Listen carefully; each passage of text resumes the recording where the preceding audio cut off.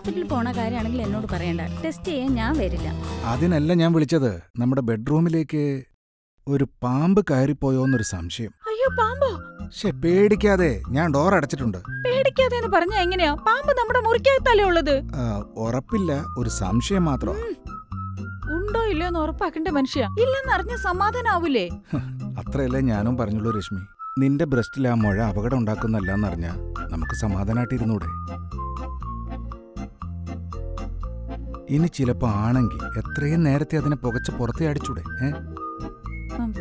നമുക്ക് നാളെ തന്നെ പോവാം. പുറത്തുള്ള ശത്രുവിനെ നമുക്ക് കായികമായി നേരിടാം, നിയമപരമായി ശിക്ഷിക്കാം. എന്നാൽ നമ്മുടെ ശരീരത്തിനകത്തുള്ള ശത്രുവിനെയോ അവന്റെ ഒളിത്താവളം നേരത്തെ കണ്ടെത്തി ധൈര്യപൂർവ്വം വേണം നേരിടാൻ. വൈകുന്തോറും ശത്രു കൂടുതൽ ശക്തനാവും എന്നറിയാമല്ലോ.